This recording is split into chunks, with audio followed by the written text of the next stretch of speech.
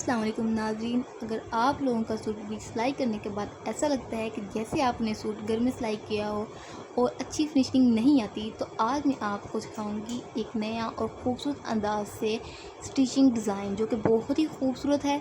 आज मैं आप लोगों को सिखाने जा रही हूँ ऐसा जालीदार डिज़ाइन जो कि बहुत ही खूबसूरत है और आपकी सहेलियों को लगेगा कि आपने ये ड्रेस किसी महंगे ब्रांड से लिया है, जो कि बहुत ही नफासत के साथ बनेगा।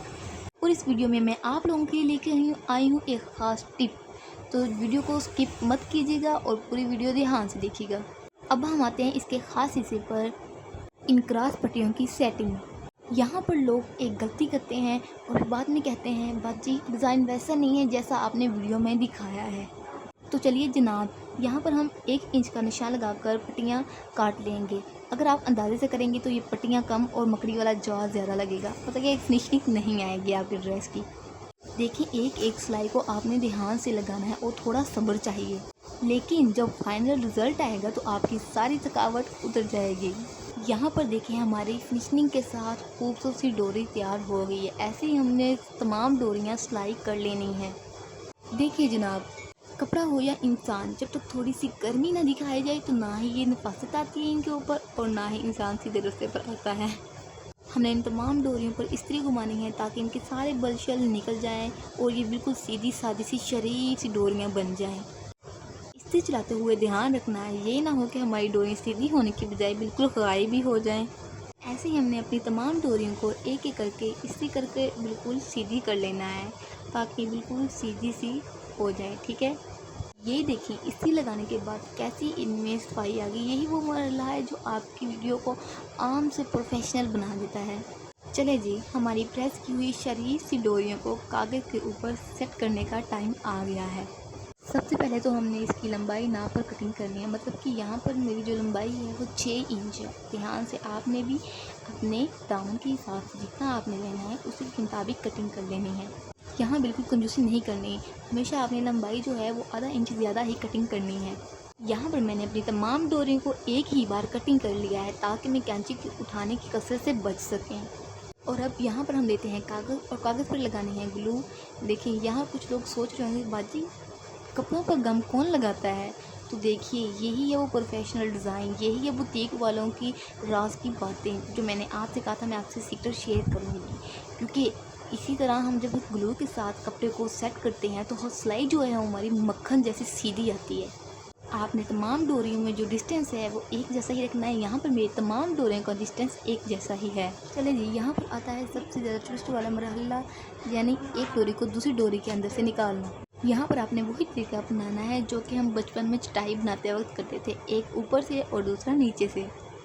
यहाँ पर आपने थोड़ा सा हैंडलिंग का ध्यान रखना है, वरना ये डोरियाँ ऐसी उलझेंगी जैसे कि हमारे घर के मसले। यकीन माने, जब एक एक करके क्रॉस बनता है तो इसकी अलग ही खुशी होती है, अलग ही सेटिस्फेक्शन होती है कि जैसा कि आपको बहुत ही अच्छा फील आ रहा होता है। देखिए, एक डोरी ऊपर और एक डोरी नीचे, देखते ही देखिए हमारा कितना खूबसूरत जालीदार डिज़ाइन तैयार हो गया है। जितनी फिनिशिंग के साथ ये बना है, लग रहा है ना ये जैसे बुटीक वाला डिज़ाइन हो, जो कि बहुत ही खूबसूरत लग रहा है आपको। मैं आपसे कह रही थी कि ऐसा डिज़ाइन बनेगा जैसा कि आपका दिल खुश हो जाएगा, आपको पता चलेगा कि वाकई हमने आज कमाल ही कर दिया है। जब मैं ये डिज़ाइन बना रही थी तो मुझे तो ऐसे ही फील आ रहा था जैसे मैंने आज कुछ कमाल कर दिया हो। तो फिर यहाँ पर हमने जो हमारा एक्स्ट्रा जो डोरी है वो हमने ऊपर से कटिंग करके बिल्कुल बराबर कर देना है, क्योंकि हमने सिलाई का मार्जिन तो छोड़ा हुआ है। लीजिए जनाब, आ गए वो मरहला जब हमने अपने शाहकार को बनाए हुए डिज़ाइन को इस कपड़े के ऊपर फिट करेंगे। यहाँ पर हमने अपने पैटर्न को कपड़े के ऊपर बिल्कुल नाप कर रखना है। अगर थोड़ा सा भी टेढ़ा हो गया तो ऐसे लगेगा जैसे बिन बुलाए मेहमान, मतलब कपड़े पर ये डिज़ाइन ऐसे बन जाएगा जैसे कोई बिन बुलाए मेहमान आ गया हो। सिलाई लगाते हुए आपने पूरा फोकस अपना कपड़े के ऊपर ही रखना है, मतलब कि अपने डिज़ाइन के ऊपर ही अपना फोकस रखना है। ये ना हो कि आपका ध्यान किचन की तरफ हो, कोई नोटिफिकेशन की तरफ हो, तो ऐसे हमारी सिलाई बेस्ट नहीं होगी। अगर आप चाहते हैं कि आप बुटीक वाला डिज़ाइन तैयार करें तो आप बिल्कुल फोकस के साथ, ध्यान के साथ अपनी सिलाई लगाना शुरू कर दें। ये देखिए, यहाँ पर मेरी सिलाई है जो मुकम्मल होने वाली है। मैंने बिल्कुल नाप कर अपना जो डिज़ाइन है वो तैयार किया था। ये देखिए बिल्कुल बराबर आया है मेरा डिज़ाइन। ये देखिए जनाब, हमारा शाहकार तैयार होकर कैसा लग रहा है। लग रहा है ना बिल्कुल बुटीक वाला डिज़ाइन। अभी तो ये मुकम्मल तैयार भी नहीं हुआ, अभी तो पैच भी मैंने लगाना है। देखिए कितना खूबसूरत हमारा डिज़ाइन तैयार हो जाएगा। तो देखिए हमने ना इसके ऊपर एक और सिलाई लगानी है, तो मैंने नीचे से जो कपड़ा है वो लंबाई के हिसाब से छोड़ दिया था थोड़ा सा, ताकि मैं इसको गुम सिलाई लगा सकूँ। यहाँ पर मैं एक थोड़ी सी गुम सिलाई लगा रही हूँ, ताकि जो हमारा डिज़ाइन है वो पक्का भी हो जाए और जो नीचे वाला फैब्रिक है उसकी नफासत भी आए। ये ना हो कि नीचे से भी आपका जो कपड़ा है वो बिखर रहा हो तो अच्छी बुटीक वाली फिनिशिंग ना आए। तो मैंने आपसे पहले भी बताया था कि आपने क्या क्या करना है, तो आपके सामने शेयर भी कर रही हूँ। और आपको पता है कि मैंने कपड़ा छोड़ा है, ये देखिए यहाँ पर छोड़ा है मैंने कपड़ा। अब मैं सिलाई लगा रही हूँ, आपने भी सिलाई लगा देनी है। अगर आप कपड़ा छोड़ना चाहें ठीक है, अगर आप एक्स्ट्रा फैब्रिक लगाना चाहें तो भी आपकी मर्ज़ी है। मेरा तो शाहकार तैयार होकर बहुत ही खूबसूरत लगने वाला है। ये देखिए यहाँ पर जो है मैंने सिलाई लगा ली है। चलें जी, अब बारी आती है हमारे यहाँ पर पट्टी लगाने की। ये देखिए यहाँ पर मैंने नीचे पट्टी लगा रही है और लेस लगाने की, जो मैंने सोच कर रखा हुआ है कि मैं इसके ऊपर लेस लगाऊंगी। ये देखिए यहाँ पर मैं अपनी खूबसूरत सी लेस लगाने लगी हूँ। तो आपने लेस को ऊपर रखकर सिलाई लगा देनी है। यहाँ पर हमारी जो सिलाई है वो इतनी नफासत और सफाई के साथ लगेगी, ऐसे लगेगा जैसा कि सादा सी चाय में इलायची का तड़का लगा दिया हो। तो बहुत ही अच्छे तरीके से हमारी जो लेस है वो ऊपर लग जाएगी बिल्कुल। मैं आपको कह रही हूँ कि मैं आपको बुटीक वाला अच्छे सा बता रही हूँ कि कैसे आप बुटीक में कैसे सिलाई करते हैं और कितनी खूबसूरत उनकी नफासत आती है। देखिए नीचे से मैं कपड़ा भी लगा रही हूँ, दरमियान में मेरा डिज़ाइन है और ऊपर मेरा कटवर्क वाला लेस है, जो कि बहुत ही खूबसूरत लग रहा है। उम्मीद है कि आप लोगों को बहुत पसंद आएगा। मुझे भी उम्मीद है कि जब ये ड्रेस बनेगा तो बहुत ही कमाल का होगा। अब इस ड्रेस में आता है सबसे राजदारी वाला मरहला, यानी नीचे वाले कपड़े को अंदर की तरफ लेस की तरफ फोल्ड कर देना।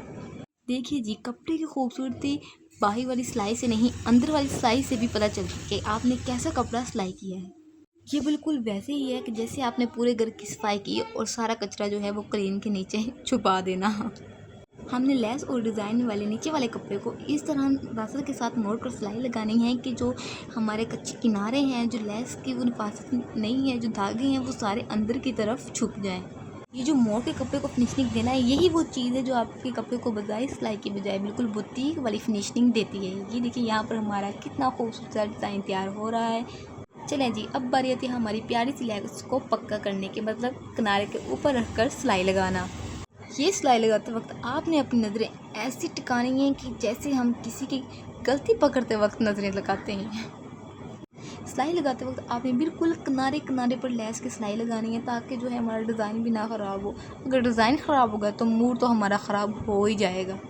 इसीलिए सांस रोक कर और बिल्कुल इत्मीनान के साथ आहिस्ता आहिस्ता आपने सिलाई लगानी है लेस के ऊपर। ही वो सिलाई है जो कि हमारे कपड़े को मजबूत बनाती है कि कपड़ा पुराना हो जाए लेकिन लेस टच से मस ना हो। और अब बात है इस पूरी वीडियो में सेटिस्फाइंग और मज़ेदार लम्हा, यानी हमारे खुफिया मददगार कागज़ की रुखसती। और इसे हमने प्यार के साथ खींच कर कपड़े से अलग कर लेना है। वैसे तो कागज़ ने हमारी बहुत ही मदद की, लेकिन क्या करें, कागज़ का काम अब ख़त्म हो गया। चलें भी, थैंक यू, बाय बाय, अल्लाह हाफिज़। और ये लीजिए जनाब, कागज़ उतरने के बाद बिल्कुल खूबसूरत सा बुटीक वाला डिज़ाइन आपके सामने है। मेरी वीडियो को लाइक करें। अल्लाह हाफिज़।